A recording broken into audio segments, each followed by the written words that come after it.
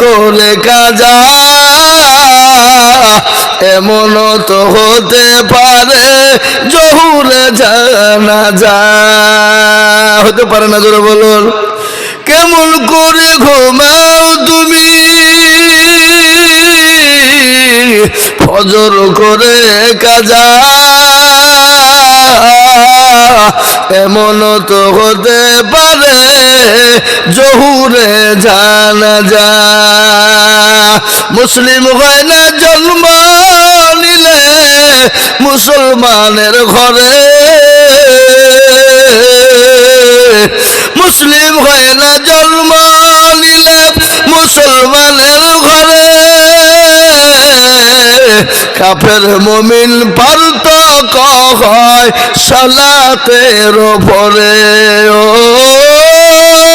কাফের মুমিন পার্থক্য হয় নামাজের উপরে বেনামাজির হবে সাজা কবরের মাটিতে হবে না বলুন বেনামাজির কবরে মাজা হবে না খবর বড় কঠিন শুনেলেন খবর কত বড় কঠিন ভালো করে শুনবেন আল্লাহ নবী বিশ্ব নবী দয়ার নবী জনাবে মুহাম্মদুর রাসূলুল্লাহ সাল্লাল্লাহু আলাইহি ওয়াসাল্লাম যিনি দুনিয়া থেকে যেদিন বিদায় হয়ে যাবে প্রচন্ড বুকে ব্যথা মাথায় যন্ত্রণা সহ্য করতে পারে না আল্লাহ নবীর কাছে জিবরিল আলাইহিস সালাম এলেন এসে বললেন আসসালামু আলাইকা ইয়া রাসূলুল্লাহ দয়ার নবী মায়ার নবী তিনি তো রাহমাতাল লিল আলামিন তিনি দয়ার নবী কিনা জোরে বলুন তিনি মায়ার নবী কিনা জোরে বলুন আছে না গজল আল্লাহর নবী মায়ার নবী গো আপনি নবী আমার জীবনের জীবন আল্লাহর নবী মায়া নবী গো আপনি নবী আমার জীবনের জীবন আপনি আমার জীবন সাথী অন্ধকার কবরের বাতি আপনি হইলেন নির্দুনিয়ার ধন আল্লাহর নবী মায়া নবী গো আপনি নবী আমার জীবনের জীবন আল্লাহর নবী মায়া নবী গো আপনি নবী আমার জীবনের জীবন রাহমাতাল লিল আলামিন আপনি উম্মতের জামিন আপনি হইলেন গুনাহগার উম্মতের আপনজন আল্লাহর নবী মায়া নবী গো আপনি নবী আমার জীবনের জীবন দেখিয়া আপনার মুজিজা ভাগ্যবতী হলেন খাদিজা দেখিয়া আপনার মুজিজা ভাগ্যবতী হলেন খাদিজা সফল দিলেন জীবন যৌবন আল্লাহর নবী মায়া নবী গো আপনি আমার জীবনের জীবন মাল দৌলত ছিল আপনার চরণে শোভা দিল দৌলত ছিল আপনার চরণে শোভা দিল আপনাকে বানাইল আপনজন আল্লাহর নবী মায়া নবী গো আপনি নবী আমার জীবনের জীবন হে মুসলমান দরদি বিশ্ব নবী দয়াল নবী মায়া নবী যেদিন দুনিয়া থেকে বিদায় হয়ে যাবে প্রচন্ড মাথায় যন্ত্রণা বুকে বড় ব্যথা জিবরিল আলাইহিস সালাম এলেন এসে বললেন নবী গো আপনি কেমন আছেন বলে আমি ভালো নাই বলে ইয়া রাসূলুল্লাহ আপনার কাছে একজন নতুন ফেরেশতা এনেছি, যে ফেরেশতা জীবনেও কোনোদিন কারো কাছে অনুমতি নেয় না। নবী গো, আপনি যদি অনুমতি দেন আমি আপনাকে ওই ফেরেশতা আপনার কাছে পৌঁছাবো। নবী বললেন, জিবরাইল রে, আমি যদি তাকে অনুমতি না দিই তুমি কি করবা? বলে, ইয়া রাসূলুল্লাহ, আপনি যদি অনুমতি না দেন আমি নবী আমি সঙ্গে সঙ্গে আল্লাহ দরবারে চলে যাব। এ মুসলমান, কান করে শুনবেন। বিশ্ব নবী বলেন, ও জিবরাইল, না, আমি তাকে অনুমতি দিলাম, আসতে কও। তিনি আল্লাহ নবীকে আল্লাহ নবী বললেন, অনুমতি দিলেন। বিশ্ব নবী দয়াল নবী রাহমাতাল লিল আলামিনের কাছে তিনি এলেন। নবীকে বললেন, আসসালামু আলাইকা ইয়া রাসূলুল্লাহ। নবী গো, আপনি কেমন আছেন? বলে, আজরাইল, আমি নবী তো খুব ভালো নাই। বলে, ইয়া রাসূলুল্লাহ, আমি আপনার কাছে এসেছি, আপনি যদি অনুমতি দেন আপনার জানটা কবজ করব। আজরাইল জীবনেও কোনোদিন কারো কাছে অনুমতি দেয়নি এবং কিয়ামত পর্যন্ত কোনোদিন কারো কাছে অনুমতি নেবে না। নেবে না কি জোরে বলুন? আজরাইল, আল্লাহ পৃথিবীর সমস্ত মানুষকে তিনি হুকুম দিবে, জান কবজ করো। শেষমেশ আজরাইল নিজের জান নিজে কবজ করবে। আল্লাহ বলবে, পৃথিবীতে আর কোনো জান আছে? তো বলে না। তাহলে তোমার জানটা তুমি কবজ করবা। সেই দিন আজরাইল আলাইহিস সালাম আল্লাহর কাছে কান্না করবে, আল্লাহ, আমি পৃথিবীর সমস্ত মানুষের জান কবজ করেছিলাম, আমি আজ নিজের জান নিজে কি করে কবজ করব? সেই দিন বড় মর্মান্তিক ঘটনা হবে, আমি আপনাদেরকে শোনাবো। এ মুসলমান, বিশ্ব নবী বললেন, ও আজরাইল, তুমি আমার জানটা কবজ করো। বিশ্ব নবীর বুকে হাত দেওয়া হলো।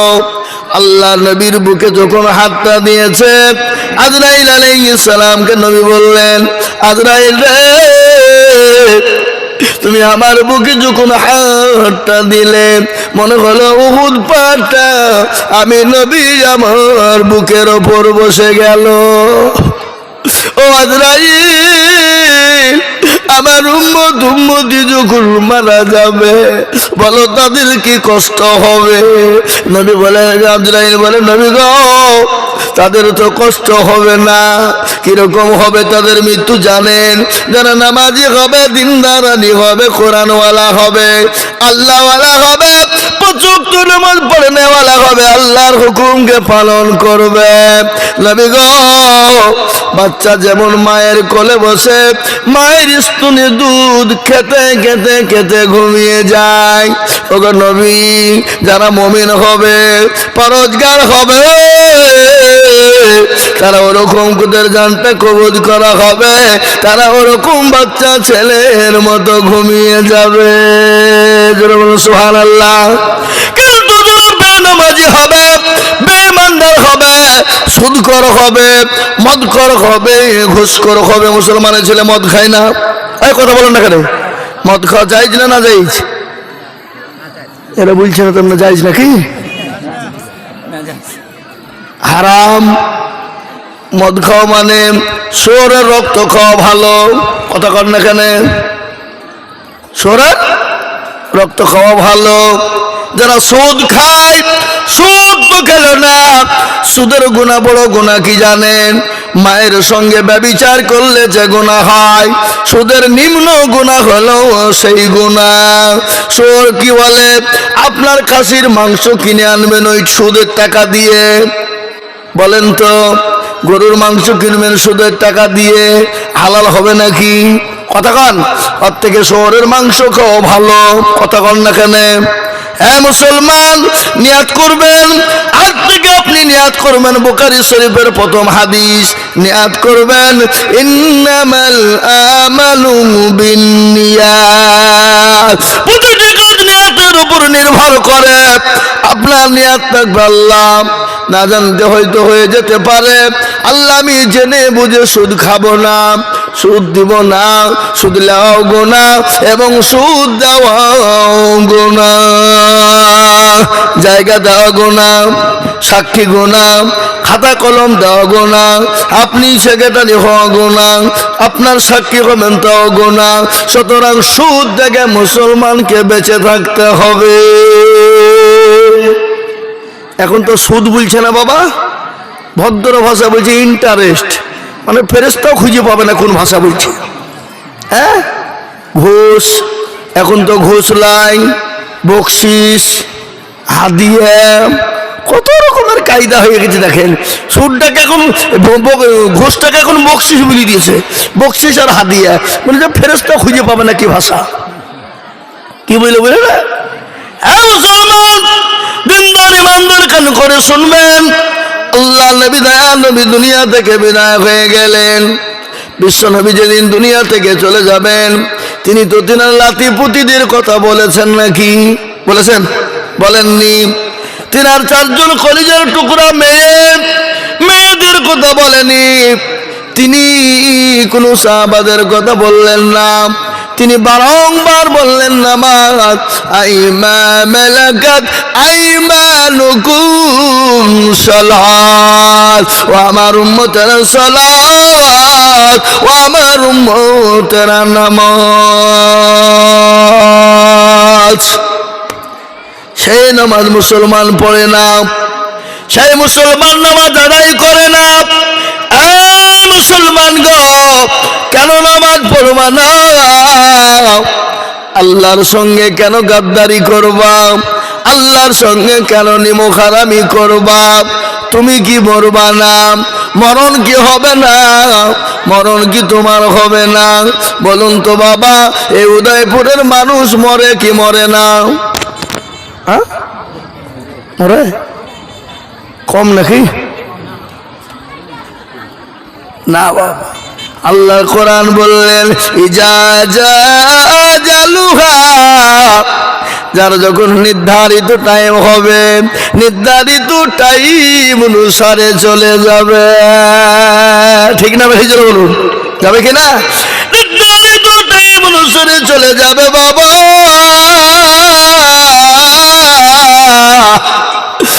দিনাজপুরের মুসলমানেরা, দিনাজপুরের আব্বা জানেরা, দিনাজপুরের মায়েরা, ও দিনাজপুরের যুবকেরা, ও তরুণেরা, আমি আপনাদেরকে বলবো, ও মুসলমান, নামাজ ছাড়া কোনো গতি নাই, সালাত ছাড়া কোনো গতি নাই। আপনি যতদিন দুনিয়ায় বেঁচে থাকবেন, চোখের পাতা যতক্ষণ পর্যন্ত বন্ধ না হবে, ততক্ষণ পর্যন্ত আপনার জন্য আপনার জন্য সালাত বন্ধ হবে না। ভালো করে শুনবেন, বিশ্বনবী জনাবে মুহাম্মদুর রাসূলুল্লাহ সাল্লাল্লাহু আলাইহি ওয়াসাল্লামের সাহাবারা, তাদের জীবনে নামাজ কোনোদিন কাজা ছিল না। একজন সাহাবা আব্দুল্লাহ, তিনি বড় গরিব মানুষ, অতি গরিব। তিনি প্রতিদিন মসজিদে নববীতে নামাজ সালাত আদায় করতেন, নবীজির পিছনে জামাতে সালাত আদায় করতেন।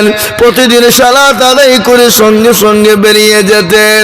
সাহাবারা বললেন, নবী গো, আপনার অমক সাহাবা, সে আপনার কোরআনের মজলিসে বসতে চাই না গো নবী, সে কি মুশরিক হয়ে গেল? নবী বলেন, না, খবরদার খবরদার, কাউকে না জেনে না বুঝে মুশরিক বলবে না, খবরদার না জেনে বলবে না। ফজরের আজান হয়ে গেল, হযরতে বিলাল আজান দিয়ে দিলেন, আসসালাতু খায়রুম মিনান নাওম। এর মানে কি? এর মানে হলো, তোমাদের ঘুমের থেকে সালাত হলো উত্তম, তোমাদের ঘুমের থেকে নামাজ হলো উত্তম। সুতরাং তোমরা ঘুমায়ও না, তোমরা নামাজের জন্য সালাতের জন্য এগিয়ে যাও। কিন্তু আমাদের দেশের মুসলমানেরা, তারা রাত জেগে জেগে মোবাইল চালায়, ফ্রি ফায়ার আর পাবজি গেম খেলে। খেলে না খেলে? আপনাদের দেশে খেলে? এই কথা কন না কেন? খেলে ফ্রি ফায়ার পাবজি গেম। আমাদের দেশের যুবকেরা জীবন শেষ। এ যুবক ভাই, কিছু বলছেন নাকি? যে ছেলেগুলো আগেও আসে না, আর ওদেরকে আসতেও দেয় না। ও মা বোনদের কথা, মা বোনরা শুনবে না, ওদেরকে যতই ডাকেন ওরা বলবি তুই যা বলবি বল, আমরা কান করেছি ঢোল, সাইড দিলে ওরা আসবে। শুনবো না। হয় তোমরা আগে এসো, নাহলে মা বোনদের পেছনে তোদেরকে সাইড দাও, আসতে দাও। হ্যাঁ, নারী জাতি কমলতি খিমা মন্ত্র জানে, প্রেমের রসে গলে দিয়ে আস্তে আস্তে টানে। শহরে বাজার দেখো নারীদের ডর, পর্দাবিহীন চলে তারা করে ঝলমল।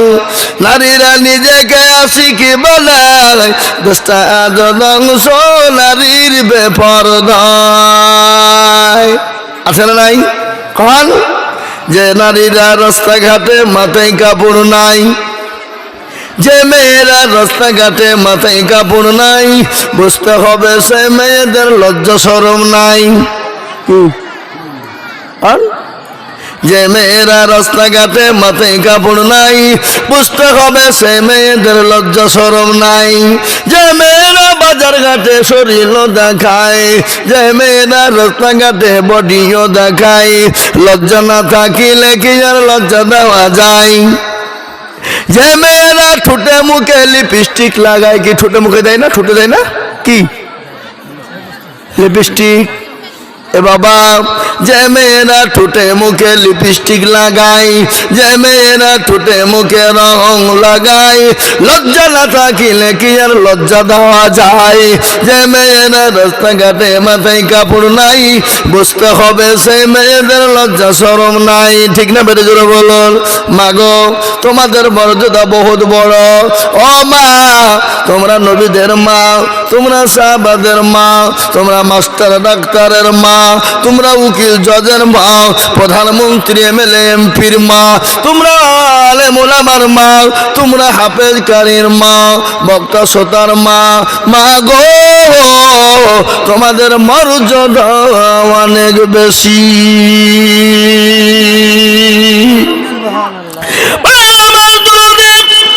আমি আমার মা বোনদের সম্পর্কে চারটে কথা বলবো।